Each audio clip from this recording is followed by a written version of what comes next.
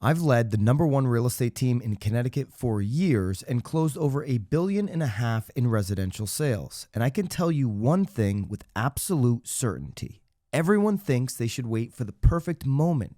And every single year, the same pattern repeats. For 25 of the last 26 years, no matter what rates did, no matter what the economy did, the spring market brought the most competition every time.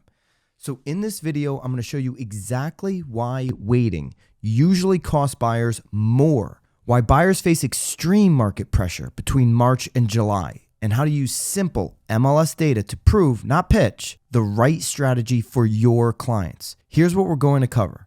The one predictable pattern in real estate you can actually bank on, how to use month-by-month MLS data to show clients the truth instead of myths, and the deals happening right now that most agents miss because they're waiting with everyone else.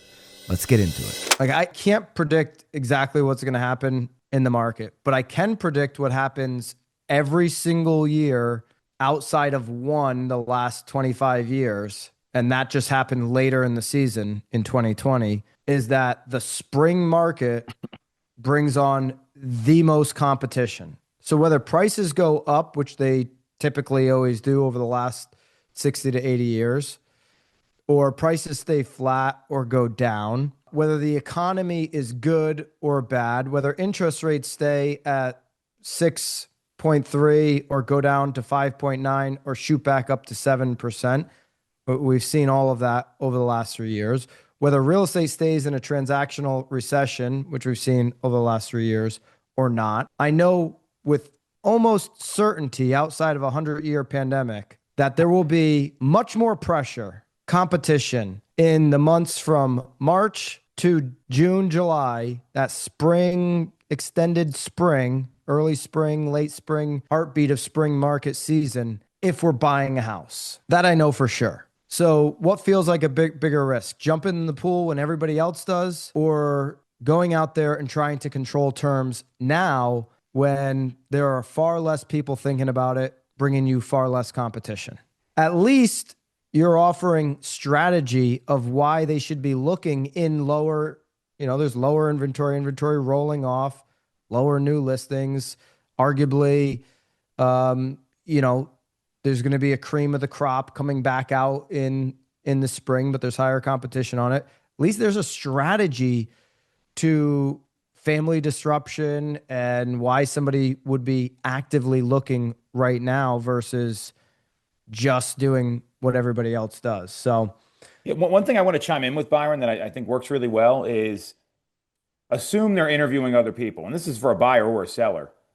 I would show them the month by month active listings that hit the market for the past 12 months versus what's going under contract the past 12 months. And then you're not speaking out of the dumb stuff people say, like list after the Super Bowl, wait until March. Like that's all anecdotal.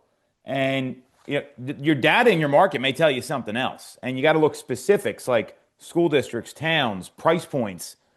That's going to help you guide them with facts like Byron's talking about. And most MLSs can pull this report very easily. So I would really recommend that. So you're not telling, you're showing, which goes a long way. I get that, Tom, but what do you think the market's going to do next year? If you had to, I'm not going to hold you to it, Tom, but if you had to tell me, if you had to pick one, what would you think the market's going to do? Well, here's what I know, Byron. It's that after the first of the year, we see a lot of people jump back into the market. Historically, this happens every single year. And January actually ends up being a pretty busy month. So there's going to be more buyer activity.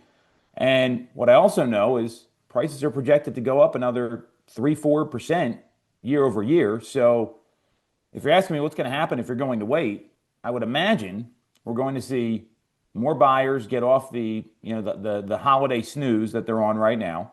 And prices are going to continue to go up, which more competition usually means higher numbers that you're paying. So you tell me, Byron, what's more important to you, getting the right home at terms that make sense, whether it's now or after the year, because that's the most important thing, or do you want to try to time the market here, which usually doesn't work out for people?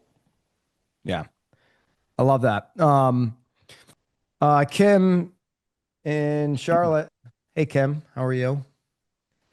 Kim says that she's finding there are great deals being offered right now by sellers. So yeah, if there's sellers on the market and they're not rolling off, they're not delisting. We've seen delistings obviously at the highest level in years right now.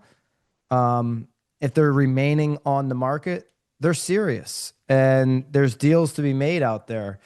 And just because you didn't get the deal done in your market, if you're looking at your hot sheet every single day on your MLS and you see, wow, that was a pretty good deal, appears that went under contract, or you hear about a good deal or a closing or whatever, I'd use those as case studies, as there are deals right now happening in the market.